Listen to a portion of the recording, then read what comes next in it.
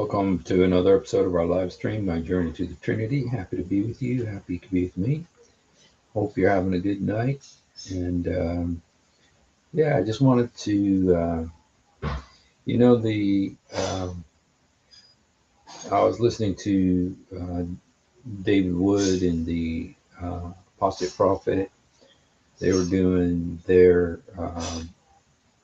kind of a report the um, about the grooming gang report that came out in England, and it's this is the headline of one British publication.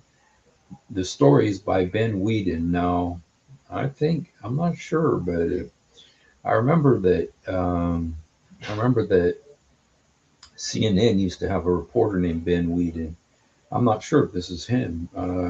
I'm not sure if this is how you spell his name, but either way, this report by a group called Restore Britain says that the rape gang inquiry outlining systemic rape of 250,000 British girls.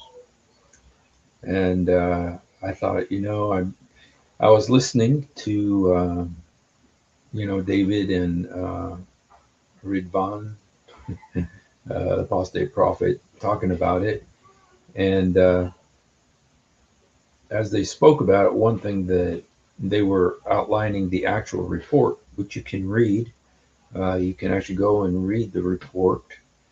And here, if you'd like to read it, if you'd like to read the whole report, it's a little bit long. I think it's almost over 200 pages long. It's like 219 pages. Um, but here it is if you're interested in seeing the actual report. And one thing that kind of caught my attention was the fact that there's actually a section in the report called Islamic influences. The Islamic influence. Hello, daughter Galatians. God bless you. And so when it said Islamic influences, I was kind of interested. It's like I'm surprised. You don't expect to see that in England. They're so politically correct. But this report apparently does include a chapter, and it's about 16 pages long. The section on Islamic influences. So I just want to look at that a little bit, look at what they consider the Islamic influences that affected uh, this wave of uh, abuse of all these girls and boys. Apparently, as they were talking in the report, it's not just girls, it's also girls and boys that were abused. And so I just want to look at a couple of things about the Islamic influence. And I'll just be honest that I'm surprised that they did that. I'm surprised that they did that, that they are willing to actually delve into that, the fact that there's an Islamic influence. Because if you've studied Islam, if you've listened to the stuff Muhammad did, said, the stuff that's written about him, written about his followers, what they did with girls, what they did with women. You know, unfortunately, it's not too too great a leap to imagine that Islam has influenced what is going on in England and what has been done and what is being reported in this report. Again, here's the report. Here's what it says. The group is called Restore Britain. It addresses rape gang inquiry. Releases a rape gang inquiry outlining systemic rape of 250,000 British girls. Now, this is kind of the big news that's come out of this is the number 250,000. That's been a really big deal. A lot of people are questioning if it's that big. A lot of people saying there's no way to really know this. And how did they come up with that number, 250,000? I mean, 250,000 girls, quarter of a million girls, and possibly boys as well, have been abused. And there is they're saying that there's a network for child trafficking, sending girls from one city to another, sending them to other countries, all of this. Um, just, I mean, it was devastating listening to the report and listening to the stuff that some of these girls were put through. So let's just go ahead and just see a few things about from the report. This is from the actual report, and then I'm going to look at the chapter on Islamic influences. I just was kind of interesting. What did they see as the Islamic influences behind this? Okay, so let's look here. First one. It says at least 8 theological aspects of Islam may contribute to cultural patterns that enable or normalize sexual abuse of non-Muslim girls. These include the doctrine of Muslim superiority, the principle of loyalty and disavowal, il-wala wal-bara, male dominance over women, enforced seclusion and veiling of women, forced marriage combined with absence of a fixed minimum age of consent, the perception of female sexuality as inherently dangerous or fitna, a historical Sharia institution of slavery, and the system of dhimmitud. So these are the different aspects of Islam that they say contribute to the culture that led to this abuse of these girls. And just as I was reading that, I'm thinking, oh yeah, I know where that one's from. I know where that one's from. I know where that one's from. If you study Islam, if you know about it, about the Hadith, about the Quran, you know where these things are. And by the way, I'm just going to go ahead as we're doing this. If there's any Muslim who comes up and would like to challenge any of this, would like to give an opinion, you're welcome to do that. Here is the link, and you're welcome to come up. Let me try this again. I don't know why I'm not sure why my main channel, the link isn't working, but it is working from here on the chat. So please, if you want to come up, feel welcome. Okay, let me try this here. No, for some reason it's not working. So, but this one is working, the Miracle Street one. It is working. So if a Muslim comes up, would like to challenge what I'm saying or what we're reading, please feel free to do so. Okay, so let's go ahead and look at some of the so-called Islamic influences. Again, this is a whole chapter within the report.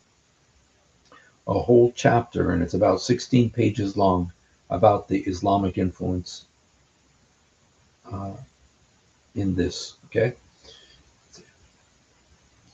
We only need to look at the appalling treatment of girls from minority faiths in Pakistan, where Christian, Hindu, and Sikh girls are kidnapped, forced to convert to Islam, and married, to get an understanding of the underlying motivations. In 2018, around 1,000 girls in Pakistan's Sindh province alone suffered this fate. In many cases, perpetrators are granted impunity due to corruption and connivance with local officials. And I just want to say this is about Pakistan, but this is also a very common thing in Egypt. You think, wait a minute, Egypt's got the biggest Christian population in the Middle East. It's got a huge almost a million Christians in, what was it, million or 10 million? I think it's 10 million Christians in Egypt. And yet, there's still the minority by far. And there's a lot of reports of Christian girls being kidnapped, forced to convert to Islam, and then married off.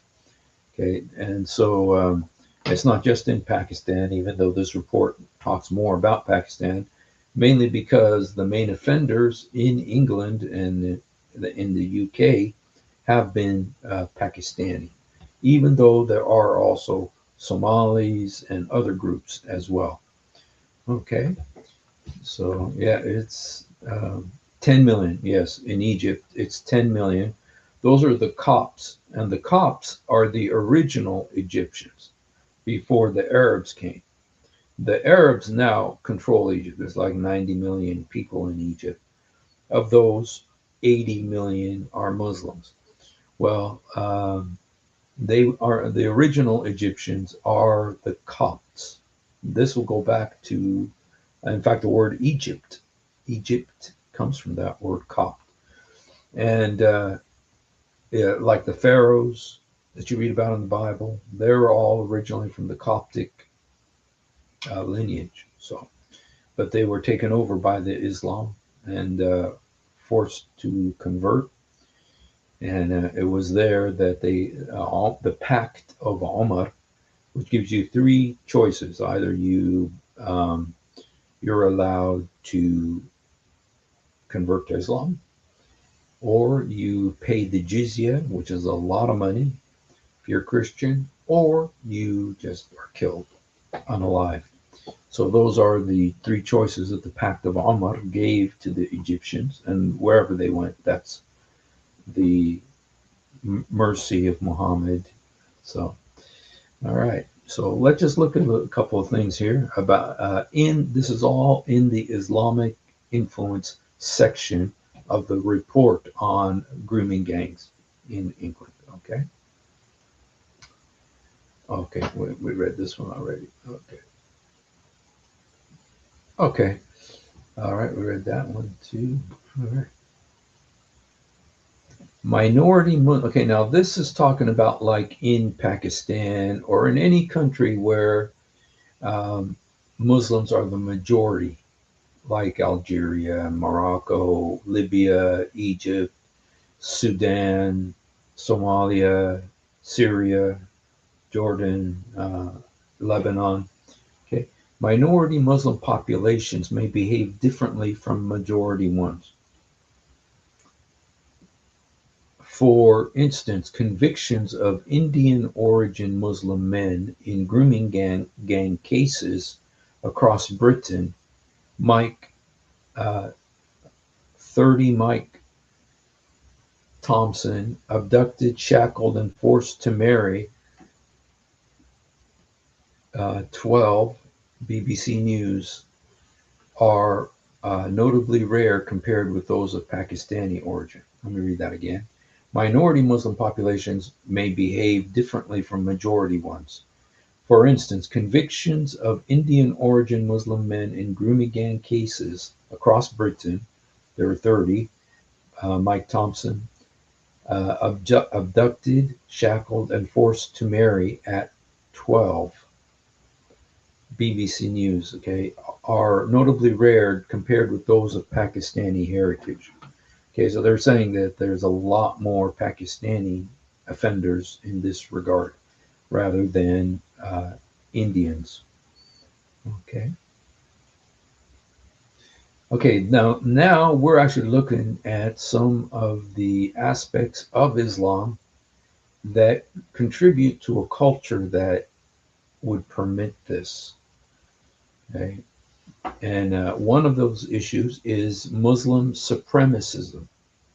Okay, Islam holds that those who are righteous and truly fear God, meaning the Muslims, are inherently superior to those who reject Allah's commands, namely non-Muslims. The idea is captured in Quran 3:110. You Muslims are the best nation raised up for humankind. commanding what is good, forbidding what is wrong, and believing in Allah. If only the people of the book, Christians and Jews, believed, it would be better for them. Some among them are believers, but most are perverted. Okay, so there's this inherent thing, it's the verse literally says that the Muslims are the best people raised up for mankind. And so there's this sense, and I think you also sense this from the belief in the two houses. There's the house of Islam, and then there's the house of war. So the house of Islam is where Islam is dominant. The house of war is everywhere else. And so everywhere else is a battlefield where you're fighting to bring Islamic dominion, okay, Islamic control. It's called Dar al Harb in Arabic. Okay, and so with this belief, okay, and Muslim supremacism that Islam is the best nation raised up for mankind. Okay, and they sincerely believe this, because they believe that Muslims believe in the stuff that's in the Quran. They don't eat pork. They supposedly don't drink alcohol, making them better than those that do. And I remember when I was Muslim, how I felt about people who ate pork, and it was just like I want to stay away from them. Like, oh man.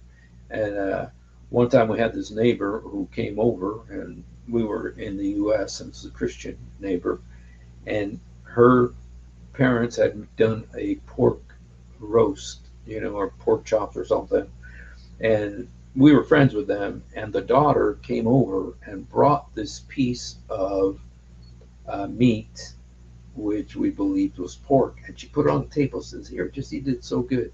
And we wouldn't take it because we thought it was pork. And but she put it on the table, and we were afraid to touch it.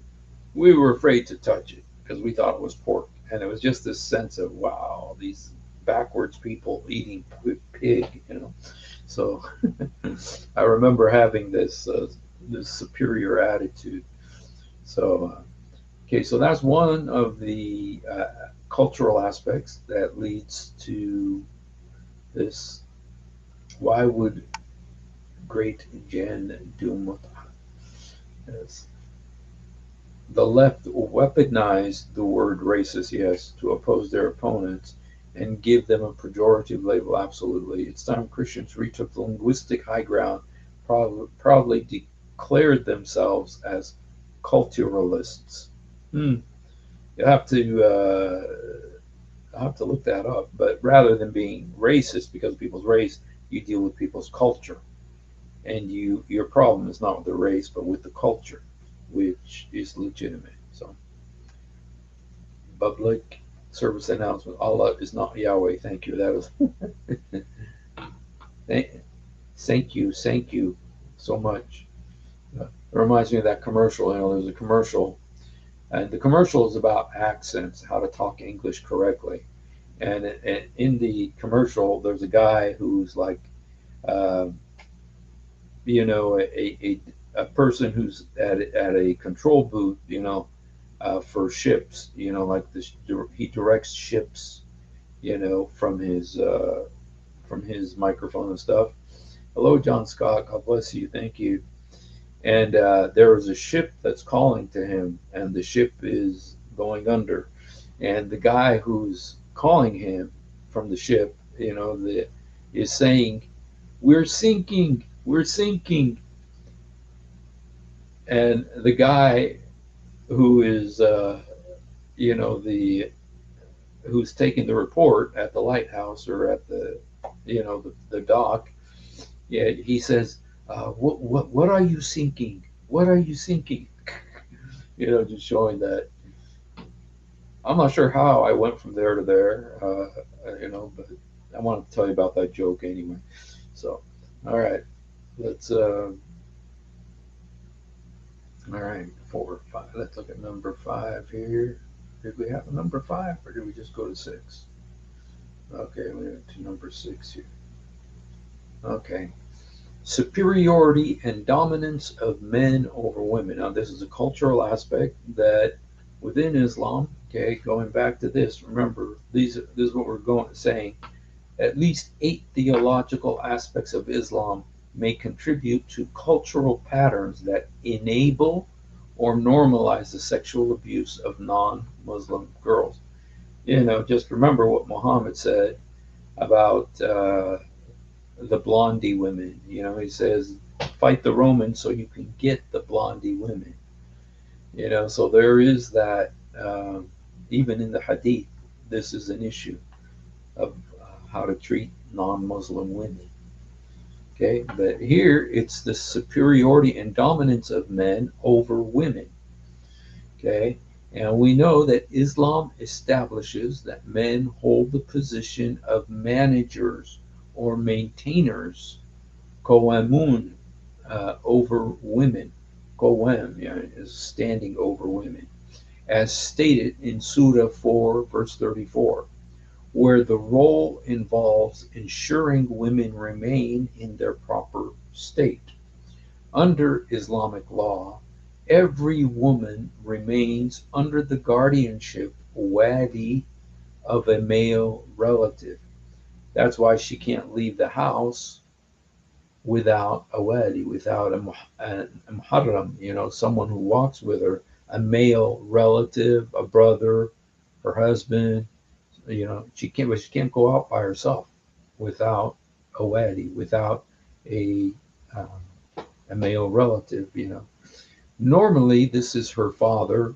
Should the father be unable to serve due to death, the loss of mental capacity, or apostasy from Islam, a specified order of male relatives from the paternal line steps in, starting with the paternal grandfather. You hope he's not a pervert. Then the sons, brothers, nephews, and uncles. Okay, so women, if they want to leave the house, okay, uh, or have any major decisions like in marriage or a big financial decision, um, but mostly it's going out and being seen in public, that she cannot leave by herself without a male relative. And it starts with the paternal grandfather, then her sons, her brothers, her nephews, and then the uncles. Quran 434 further authorizes men to discipline their wives, including through physical violence. Now, this is in the report. In the report, the grooming gang report that was put out, okay, by this guy who was an MP. That means an MP is somebody who's like a member of parliament. So it's kind of like a congressman here in America. In America, we have 2 houses in Congress. We have the House of Representatives and the Senate. In England, they have the parliamentarians, the members of the parliament, and then they have the House of Lords, which is kind of like the Senate. And so this guy who did this report is an MP, a member of parliament. It's like having a congressman do this. So it's very encouraging that they got this report out in England. So Christian culture is a million times better than Islamic culture. Islamic culture seems to have a predatory culture where women are not safe. Not just women, but yes. And it's because of what's in the Quran. What's in the Quran? What does it say? And the Hadith. What did Muhammad do? What is his example? It's a very unhealthy situation for women. Okay? And not just women, for children, for minorities. Yeah, if we examine history to present times of both, it's hard to dispute that even Mimi Hijab said the same in one of his meltdowns. Okay, see, Christian culture is a million times better.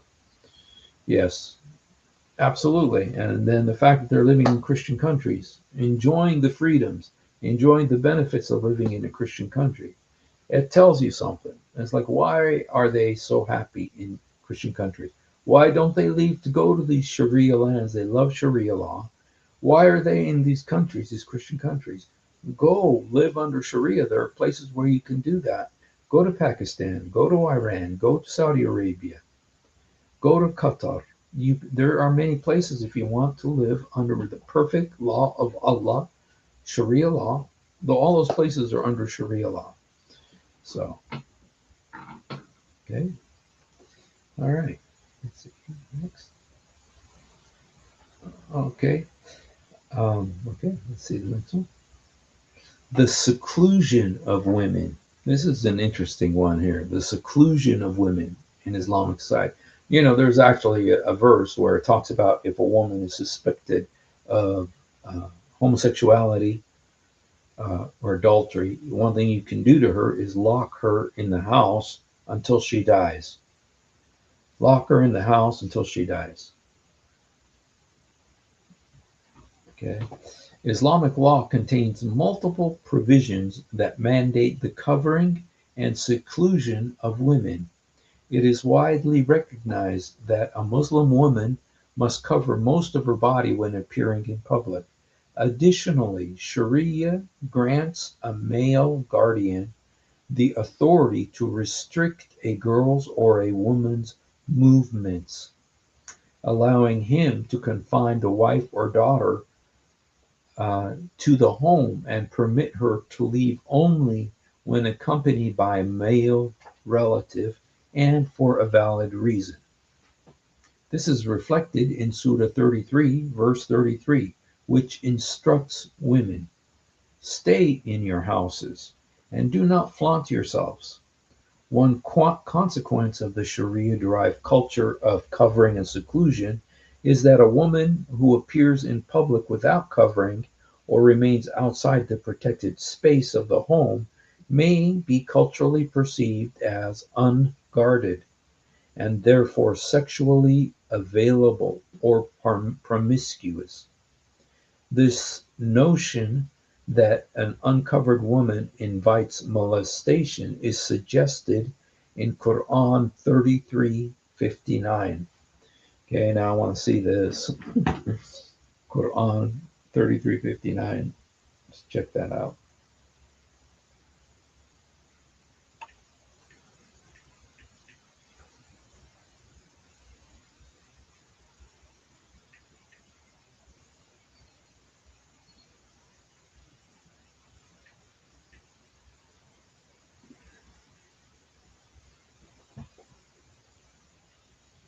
Hmm. Oh, I got the wrong verse. Sorry, guys. Just looked at this here. Okay, Quran 33:59. It says, O Prophet, ask your wives, daughters, and believing women to draw the cloaks over their bodies. In this way, it is more likely that they will be recognized as virtuous and not harassed. And Allah's forgiving and not harassed. It's kind of like planting the seed that if you are uncovered, you are inviting harassment. And unfortunately, we've all heard stories about women who've been abused because they didn't want to abide by one of these Sharia laws. Okay. This is reflected in Surah 33:33, which says, stay in the houses and do not flaunt yourself. Okay. And it also, the notion that the uncovered woman invites molestation is suggested in Surah 33:59 of the Quran, where Muhammad is instructed that his wives and daughters should cover themselves so they are not abused. What about the other women? Are they also in danger of being abused? I think so. Okay.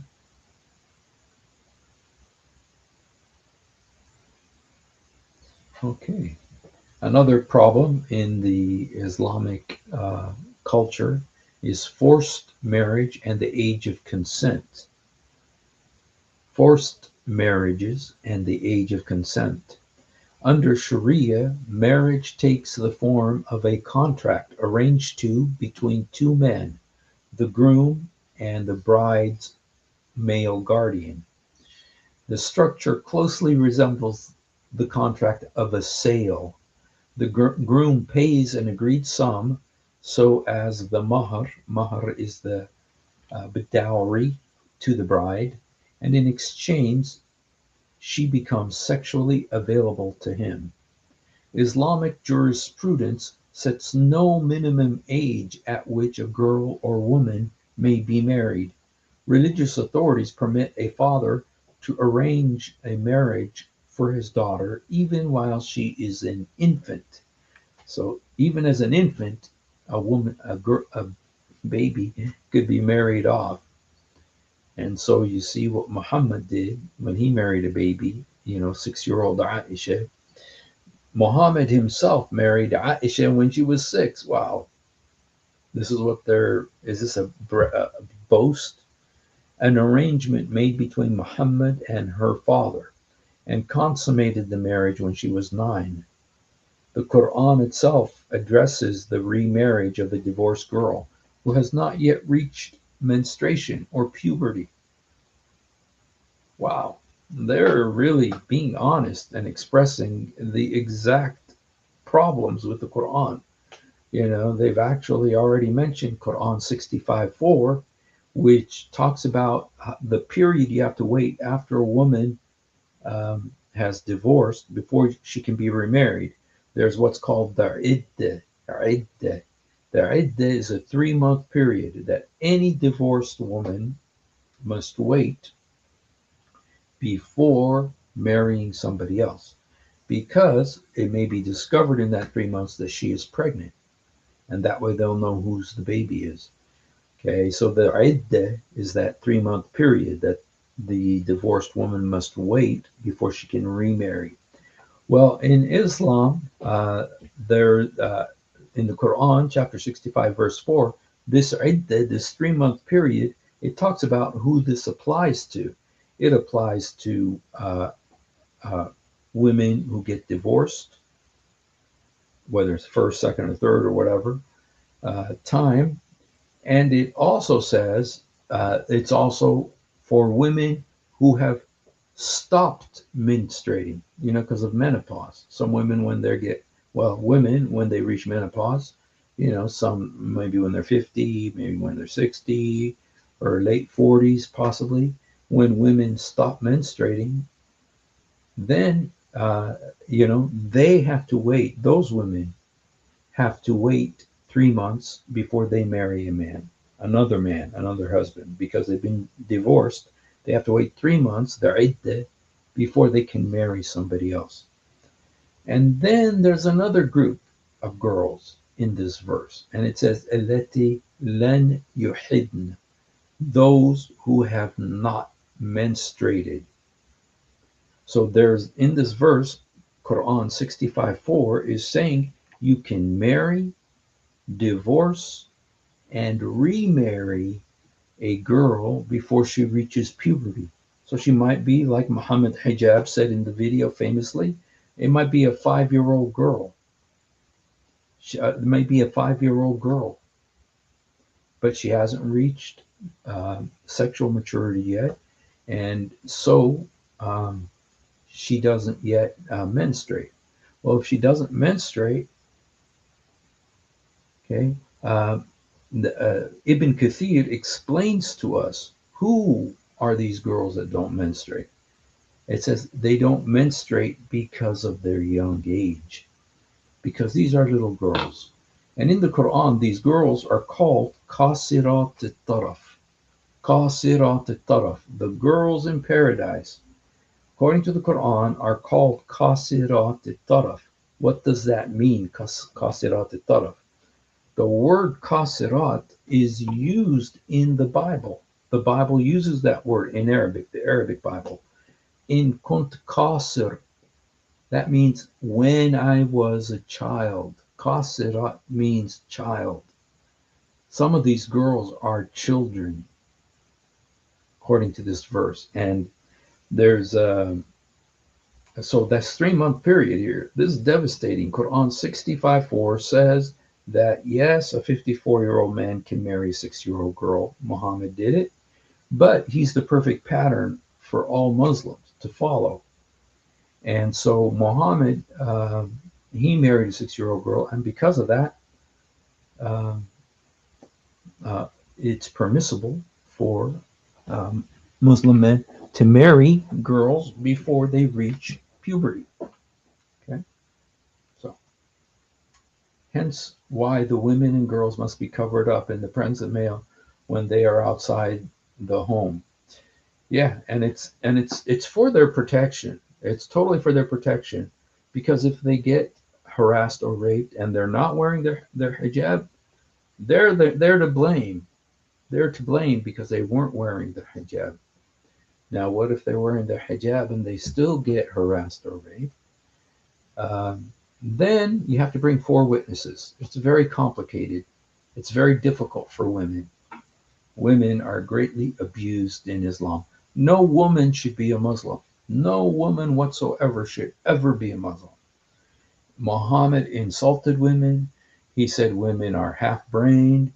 I'm not making this up. He said they're deficient in intelligence. In Arabic, naqisat aql wa deen. Naqisat aql wa deen. That's what Muhammad said about women. Naqisat aql wa deen.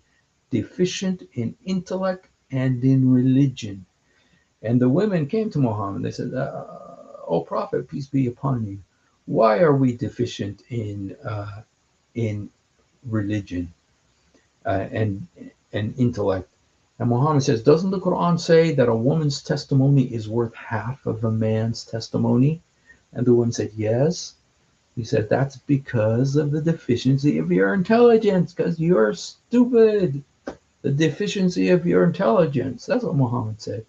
And he says, and doesn't the Quran also say, or I'm not sure if it's the Quran or Hadith, it says that if a woman is menstruating, she's not allowed to pray. She can't pray while she's menstruating. And then Muhammad asks the women, says, "Isn't it true that you women are not allowed to pray when you are menstruating?" And they said, "Yes, O Prophet, peace and blessings be upon you." He said, "That's because, okay, that's the reason, okay, why women are deficient in religion, because they're not allowed to pray. Men can pray the whole year long, but women every month they have to take a break because of this menstruation. See, but men get to pray that whole time. So that's why women, according to Muhammad, are deficient in intelligence and religion. It's devastating what he says. He says that a woman, naqisat aql wa deen. And in the Quran, it goes further and he explains this saying, that Muhammad is saying that women are deficient in intelligence. And so, yeah, no woman should be a Muslim.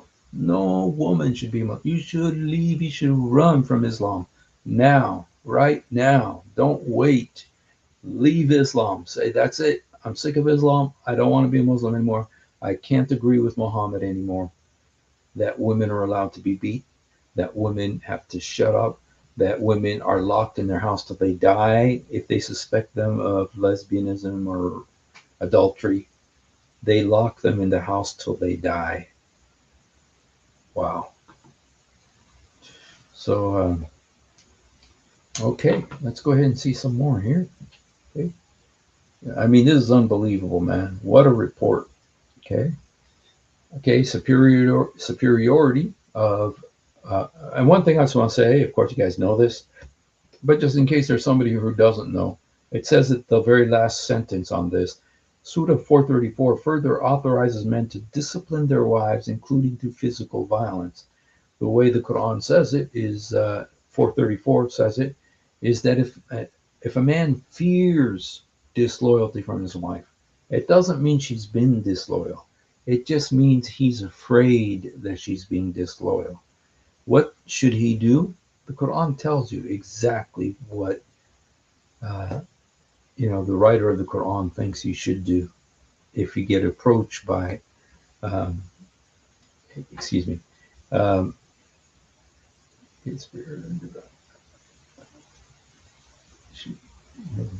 where did I go with this? 6. The seclusion of women. Yeah. Let me just read this to you here about the Islamic law contains multiple provisions that mandate the covering and seclusion of women. It is widely recognized that a Muslim woman must cover most of her body when appearing in public. Additionally, Sharia grants a male guardian the authority to restrict a girl or a woman's movements, allowing him to confine a wife or daughter to the home and permit her to leave only when accompanied by a male relative for a valid reason. So she can't go out just to have a good time. No, she has to have a guard with her, a guy, a wadi, and then it has to be for a good reason. This is reflected in Quran, Surah 33:33, which instructs women, stay in your houses and do not flaunt yourself. One consequence of the Sharia-derived culture of covering and seclusion is that a woman who appears in public without covering or remains outside the protected space of the home may be culturally perceived as unguarded and therefore sexually available or promiscuous. This notion that an uncovered woman invites molestation is suggested by Quran 33:59 of the Quran, where Muhammad is instructed that his wives and daughters should cover themselves so they are not abused.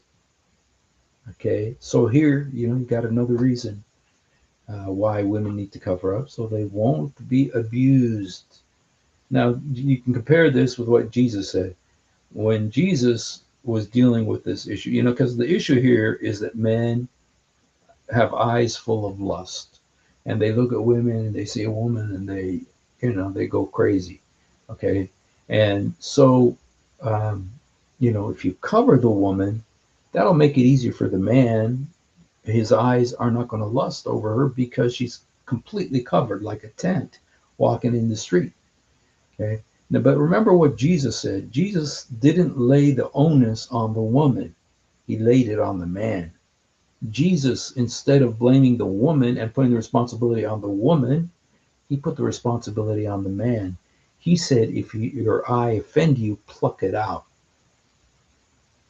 Okay.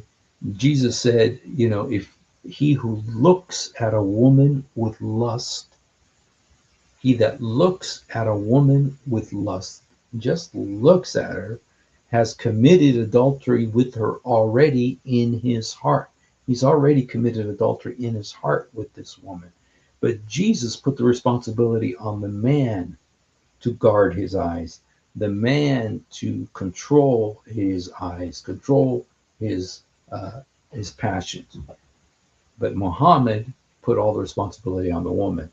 It's the woman who has to dress like a tent. It's the woman who has to cover her face and cover herself in public, so that because men's eyes are perverted. Okay. Jesus did the opposite. He put the responsibility on the man.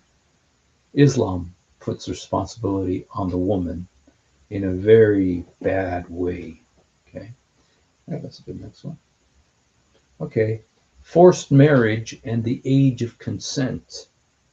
Okay, now this is part of the report, you guys. This is all part of that report on the grooming gangs of England.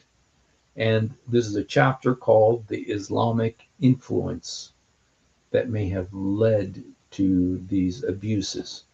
Under Sharia, marriage takes the form of a contract between two men. Now, it doesn't mean two men are getting married, no. The two men, the groom, okay, that'd be her husband-to-be, and the bride's male guardian, her wali, maybe her father, maybe her brother or uncle. The structure closely resembles a contract of sale. The groom pays the agreed sum, that's the money, known as the mahar. The mahar is the dowry. Okay, so the groom pays that to the wife, okay, to the bride, and in exchange, she becomes sexually available to him. So if a man pays this woman money, she legally becomes available to him sexually. Okay. And in exchange, she becomes, okay. Islamic jurisprudence sets no minimum age at which a girl or woman may be married.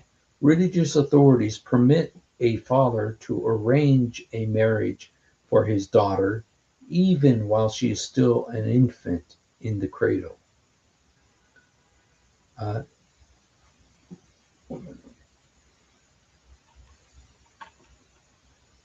the Prophet Muhammad himself married Aisha when she was 6, an arrangement made between Muhammad and her father, who was the first caliph, Abu Bakr, and consummated the marriage when she was 9. The Quran itself addresses the remarriage of a divorced girl who has not yet reached the age of puberty in Quran 65:4. Okay, so this issue, and remember, you guys, remember that Muhammad Hijab at Speaker's Corner, when he was talking about this verse, he says, if you just go by the Quran, you can see that you can marry a 5-year-old girl. That's what Muhammad Hijab said. If you go just by the Quran, it's like saying that you can marry a 5-year-old girl. This verse allows that. Okay, this verse allows that. That's why no woman should be a Muslim. No woman should be a Muslim. If you're a Muslim, you should leave Islam yesterday. Okay. Canon 7 of Timothy of Alexandria. Can you send us that, Truth Defender? Eastern Orthodoxy forbids a woman on her period from taking communion, a salvific rite in Eastern Orthodox religion. Canon. Okay, thank you. Yeah, a lot of the, like if you look in the book of Exodus and in Leviticus and Deuteronomy, you'll see that there's these laws about women that, like during menstruation, they're unclean for 7 days, and so they go outside the camp, for that time. But then they come back, and it's not like they're considered inferior to the man. It's very clear in the Bible that men and women are equal. It says, especially in the New Testament, where it says there's neither male nor female in Christ. In Christ, there's neither male nor female, uh, bond or free, Scythian or Greek or Jewish. None. All is one in Christ. Okay, including male and female, gender and all races are included in that. Abdul's do it to 200. We don't talk about it. The media isn't talking about it. The BBC, I haven't seen anything. If anybody has seen anything on the BBC about this, the British Broadcasting Company, if you've seen anything, please send it. Please send it. I would like to see it. Um, yes. Because I haven't seen anything about this in the BBC. And it's like, what the heck? Does the BBC not care about girls, young British girls? Are they completely gone Sharia? What the heck, man? Unbelievable. Okay. I'm trying to look because I'm trying to look here because there was something that I read that I wanted to show you, but I haven't seen nothing in the BBC. And that's of course the biggest news service. That's like the CNN of the world. Okay, CNN, BBC's like the CNN of the world. There doesn't seem to be much room for young couples falling in love and then getting married. Everything's marriage is to be arranged by the groom and the bride. Yeah, and for Muhammad, Muhammad had this huge, huge list of women he was allowed to have sex with. Okay, it's the women that he got married to, the slave girls. He got a bunch of slave girls. Muhammad had like 40 slaves. Then the women who migrated with him, his maternal cousins from it. And in Arabic, you see cousins, you guys, the word in English is one. There's one word for cousin. In Arabic, that word cousin has 8 different names. In English, it's one word, cousin. In Arabic, it's 8 words. Okay, for instance, daughter of the maternal aunt. There's a word for that. Daughter of the maternal aunt, bint khalti. Daughter of the maternal uncle, bint khali. The daughter of the paternal uncle, bint ammi. Daughter of the maternal aunt, paternal aunt, bint amti. See, there's 4. This is just for the females. Then you got to do the boys, and it's the same 4 for boys. So there's 8 words for, and in America, in English, we only use one word, cousin. Okay, which doesn't differentiate race or gender or how they're related. Is it from the mother's side, from the father's side? Is it so? But in Arabic, there's 8 different words for cousin. Okay, I mentioned the nationality of my perps. My goodness, my comment gets deleted. Yeah, I tried to point out that they have monuments and stuff because of what 20,000 to 80,000 girls from CN had to endure during World War II. But if I mention their nationality, my comment gets deleted. Okay. Yeah, lots of safeguards and sometimes all out censorship on the internet. China. Oh, okay. Thank you for that. All right, we're almost done here, you guys. Just a couple more. Okay. Forced marriage and the age of consent. Under Sharia, the form of a contract arranged between 2 men, the groom and the structure closely resembles a contract of a sale. Islamic jurisprudence sets no minimum age at which a girl may be married. Religious authorities permit a father to arrange the marriage of his daughter even while she's still an infant.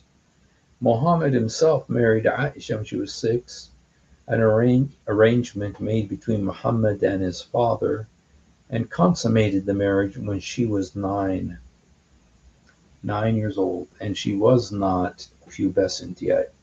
There is actually indication that she did not reach puberty until she was around 15, because when she was 15, she was still playing with dolls.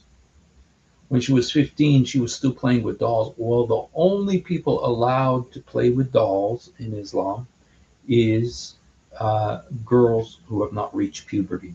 Those were the only girls allowed to play with dolls. And yet Aisha, who was like 16 at the time, was playing with dolls. What does that mean? She had not yet reached puberty. She was 15. She still had not yet reached puberty. So she was allowed to play with the dolls still. Okay, and the hadith says that. So, okay, the age of consent. Okay, let's look at 10. Female sexuality. Islamic canonical sources portray women as possessing sexual desires that are at least as strong as men's, if not stronger, and view these desires as potentially harmful to men. Muhammad said, "After me, I have not left any trial more severe to men than women." The Arabic term for fitna here denotes a severe trial and can involve seduction or temptation leading people away from their faith.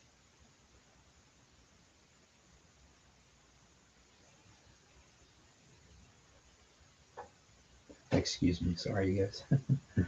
All right, well, you know what? Tell you the truth here, I almost made it to an hour. Wow, I didn't think I'd make it. I wanted to say something about this. Okay, like I said, I have many Muslim relatives, and my heart breaks, especially for the women, because you know uh, Islam is so cruel to women. It says terrible things about women. Allah says terrible things about women. Allah in the Quran compares women to dirt. In the Quran, Allah compares women to dirt. In Arabic, it says, Nisa'akum harath lakum. Your women is like farmland for you. So sow your seed in them however you want, whenever you want. Okay? Um, Allah, this is the words of Allah. Allah says, Nisa'akum harath lakum. Your women are farmland. They're dirt to you. That's what Allah says. Never mind Muhammad. This is what Allah says. And then in chapter 434, the Quran says that men are allowed to enslave women. Yep, many times it says you're allowed to enslave women. They're in the Quran. They're called possession of your right hand, melekat al-yamin, melekat al-yamin in Arabic. Those are women you own, and you can have sex with them whenever you want. Okay, if you're really desperate and you want a woman and you can't have a wife, then well, you can have sex with your slaves, and you don't have to pay dowry. You don't have to do nothing. You can have sex, all the sex you want, with as many as you want. That's what the Quran says. Chapter 4, verse 3. Okay, inkahu ma taba lakum min nisa, muthna, thalatha, arba. It doesn't say marry. It has inkah. Comes from the word nikah. Inkahu ma taba lakum. Have sex with as many women as you want, 2 and 3 and 4. Have sex. Okay, and then if you can't, then just your slave girls. This slave girls, malakat al-yamin, possession of the right hand. These are slaves that you own. You can have sex with them all you want. None of the rules apply to the slave girls. None of the rules apply to the slave girls. Like you can't have sex with your neighbor's wife. Not in the slave girl world, you can. Yeah, if you own them, there's no protection on them whatsoever. Okay, so you do what you want with your slave girls. That's why slavery is still very common in the Middle East. It's still very common in Africa. Slavery that came to America came from Africa. And who were the salesmen? The Muslims. They're the Arab Muslims. They were the ones selling the slaves in Africa. And they're still doing it in Libya, Mauritania, Algeria. They're still having slavery. Morocco, they still have slavery. They still have it. Saudi Arabia, okay, they still have slavery. So, Christians fought to end slavery. That's why I watched the movie Amazing Grace. Christians fought to end slavery. Muslims did not follow suit. They did not end slavery. They still have it. Okay. I get so fierce over this talk. The Abduls that are around here where I live need to thank Allah that they ain't. So yeah, Islam still allows. And then also in the Quran chapter 4, a man is allowed to marry his stepdaughter. The Quran says, okay, say a man marries a woman and she has a daughter. And while he gets married to the mother, he all the time is checking out his stepdaughter. Okay, he's marrying the mother, but he has his eye on the stepdaughter. You know what? He married the mother. She's officially his wife legally under Islamic law. This is in the Quran. This is chapter 4 of the Quran, you guys. But he likes the daughter better. You know what?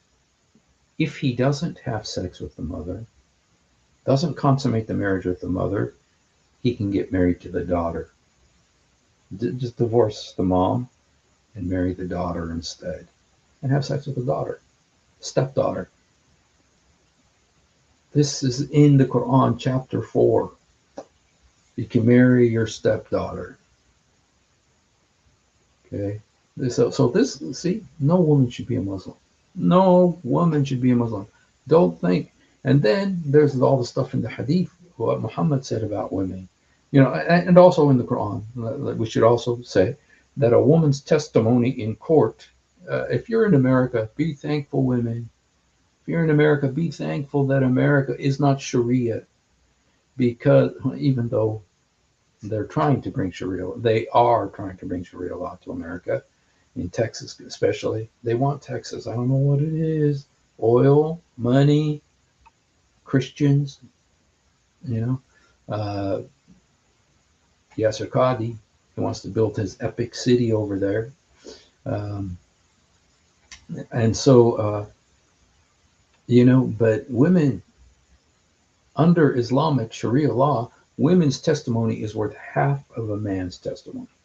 So you need two women to equal one man in court in Sharia, in Islam. Now, that's not true in Christian countries like America, Europe. It's true in Islamic Sharia. Okay. And you guys, if you're Muslim and you think, I think I'm a jerk for saying that, dude, it's in the Quran. This is Allah said this. I didn't make it up. Allah said this. Woman gets half of the inheritance of a man. Half of the inheritance of a man. So women just no. And then when women die, the majority of the women, people in hell are women. So the majority of the people in hell are women. First of all, on earth, you're treated like dirt, literally, because of Allah's words. Then in the afterlife, the majority of the people in hell are women.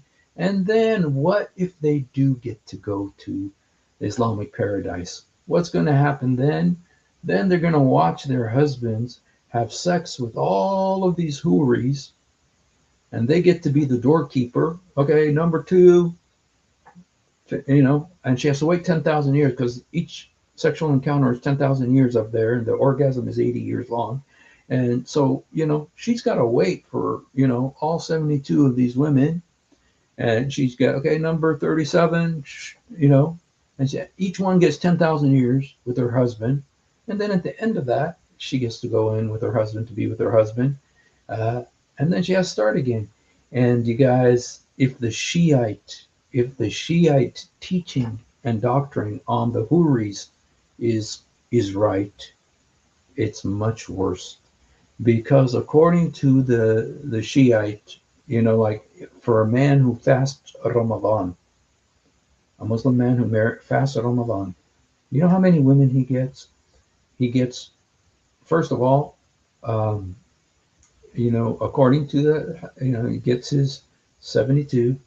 But then he gets, if he fasts the third day of Ramadan, okay, so he gets special gifts for first day, second day, and third day. What happens is he's going to get, if he fasts Ramadan, what happens is that he's going to get 1,000 domes in paradise. 1,000 domes. Each dome has 1,000 houses in it, and each house has 1,000 beds in it, and on each of these 1,000 beds is 1,000 women. And so he gets all of these women. And how many of these domes? Each dome has 1,000 houses with 1,000 women. So that's like 1,000,000 women in each dome. And how many of these domes does he get? According to the Shiite hadith, he gets according to the number of hairs on his body. And the typical human has 5 million hairs on their body. So for each hair, he gets a dome. So, our brother Houston Euler did the math for us. That means that the Muslim men in paradise get 124 quadrillion women. And he's going to spend 1,000 years with each one of these, or 10,000 years with each one of these, and his wife is holding the door for them. Okay, number 756,000 million quadrillion, And then, so the women are always treated like dirt. Man, literally, Allah says He calls them dirt.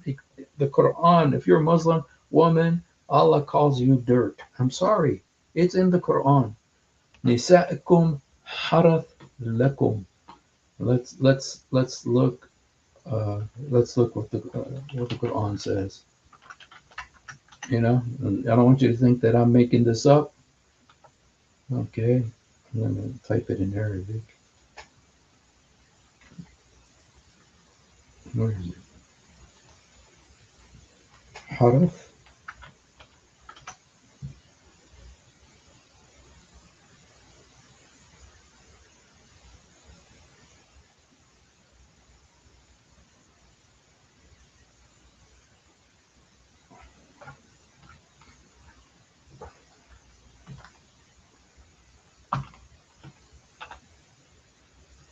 Okay, let me write it. نساء حرث لكم. Right here, Quran 2, verse 223.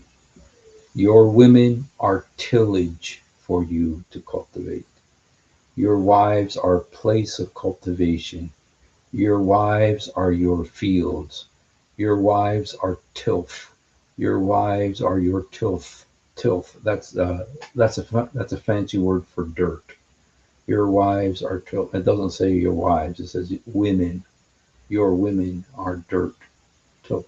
That's what Allah says. Nisakum hara lakum. No woman should be a Muslim. Leave Islam today. Okay.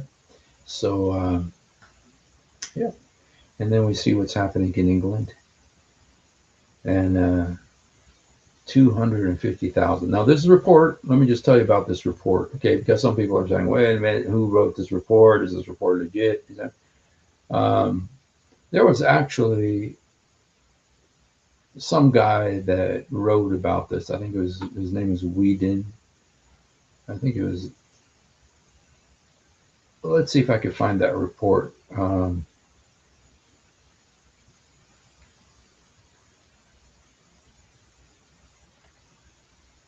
Okay, here. Okay, it says, what is the UK? Let's see. At least they're acknowledging that this is out. At least they're acknowledging. Thank you, Daniel Deutsch. Ich spreche Deutsch auch. Sie sprechen Deutsch. Ich spreche ein bisschen Deutsch. Hey, babe. Babe. Oh, my wife speaks real German. So.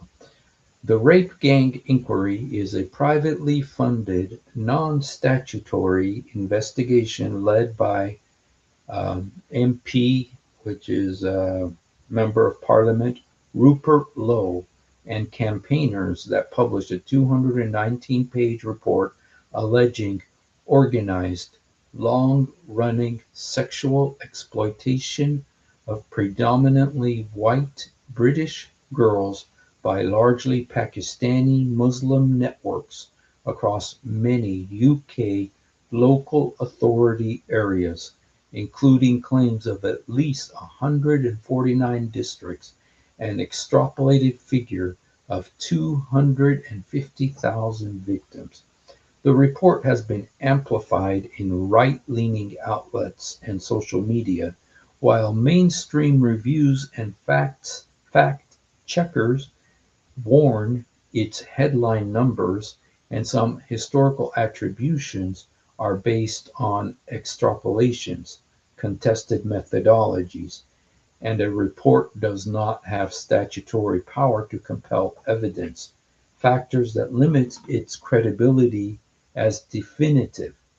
Okay, so, but what's interesting is read what this guy says at the end of his uh, at the bottom line. It calls it the bottom line. Okay, the bottom line: the Rape Gang Inquiry Report is a consequential, survivor-centered compilation that spotlights real and substantiated institutional failures in the United Kingdom's handling of group-based child sexual exploitation.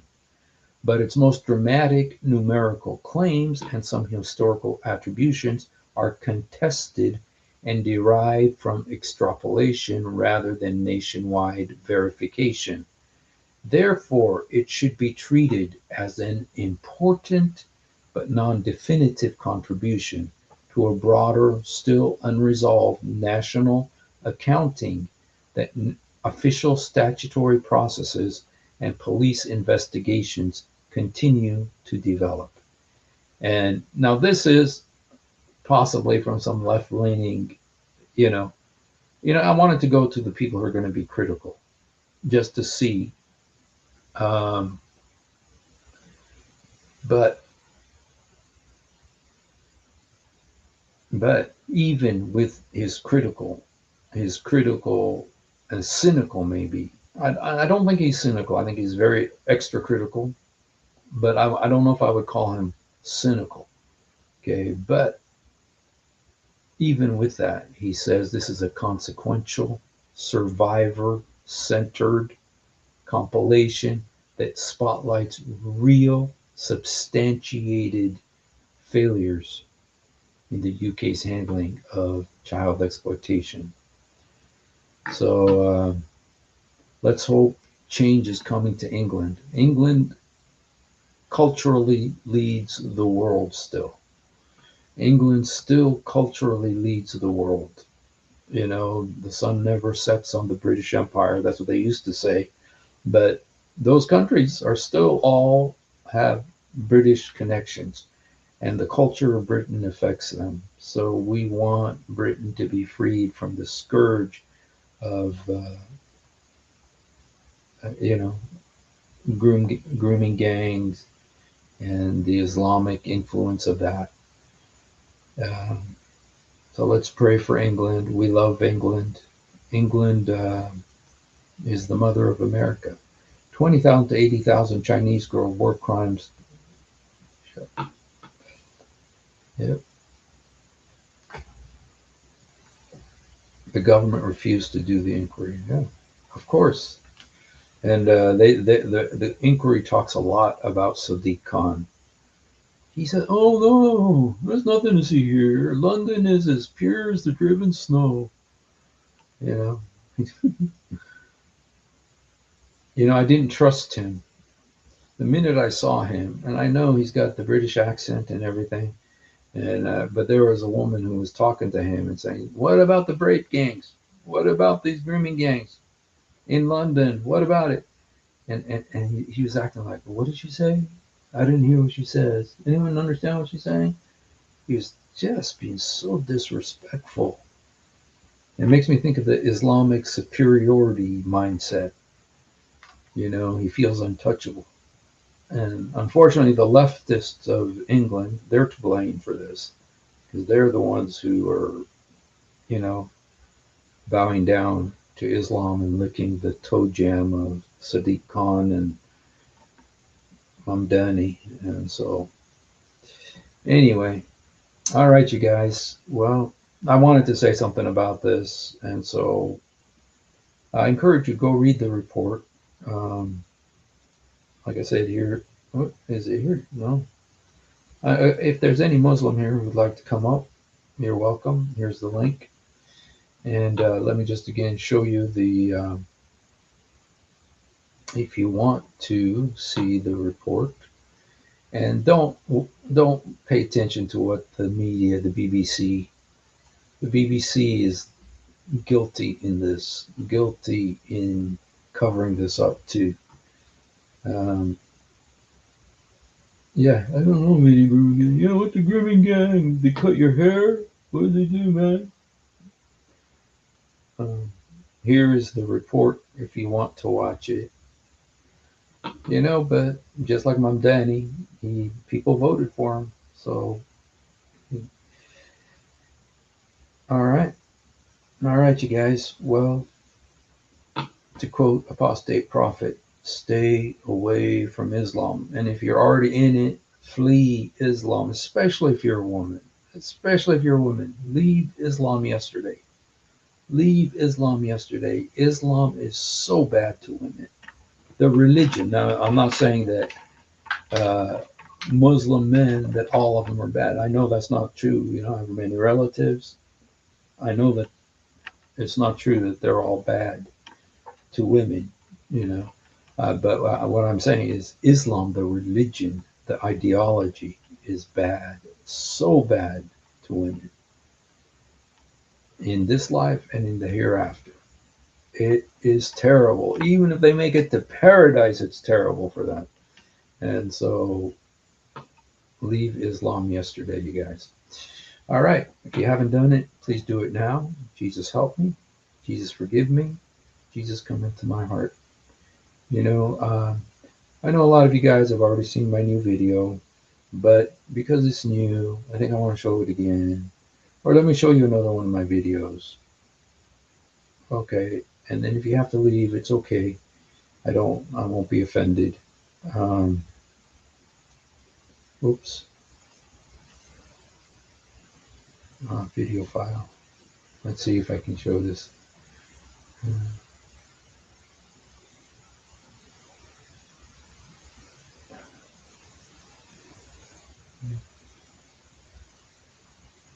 Let me see if I have it. I'm not sure if I have it.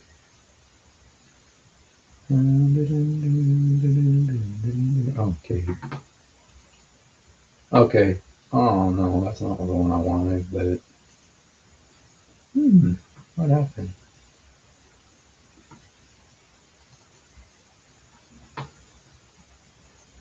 Okay, guys, I'm gonna shoot. All right, I'm gonna show you the same video I showed you yesterday. It's my new video, so hope you're not sick of it yet. So.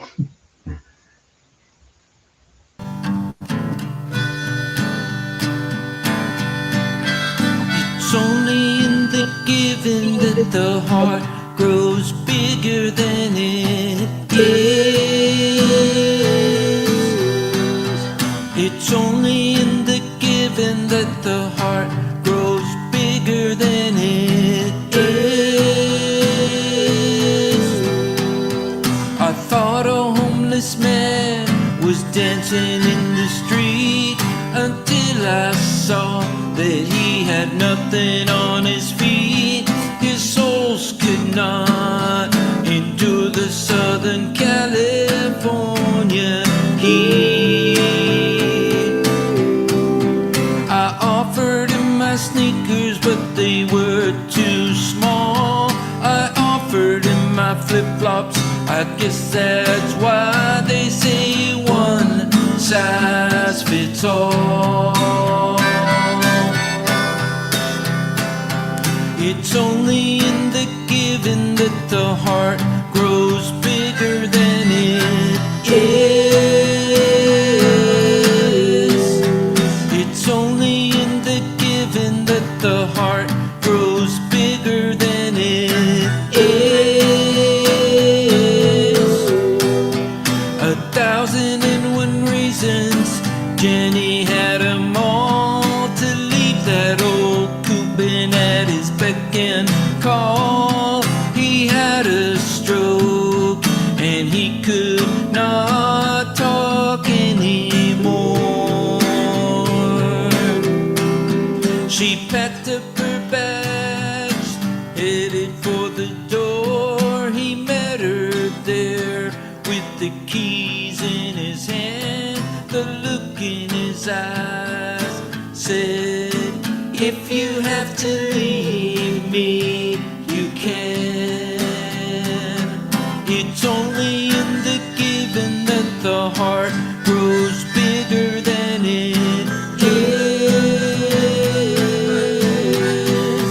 It's only in the giving that the heart grows bigger than it is.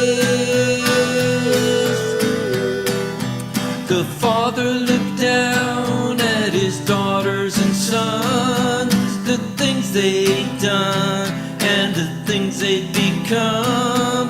He made a way home, but did anybody recognize?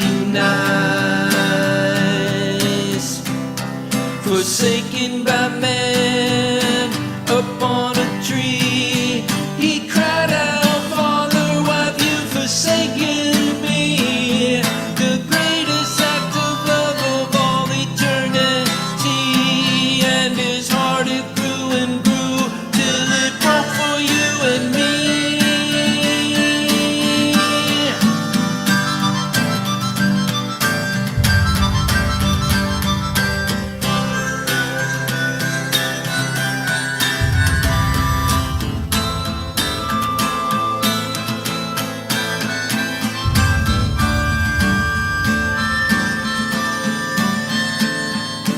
Chase across the fence on his jungle gym, reaches for an orange from his backyard tree.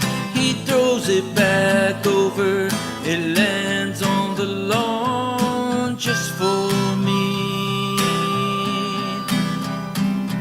I pick it up to peel it, but it's broken and bruised. I take it in the kitchen and just squeeze out the juice and drink a cup of heaven, knowing that it came from the Father's hand.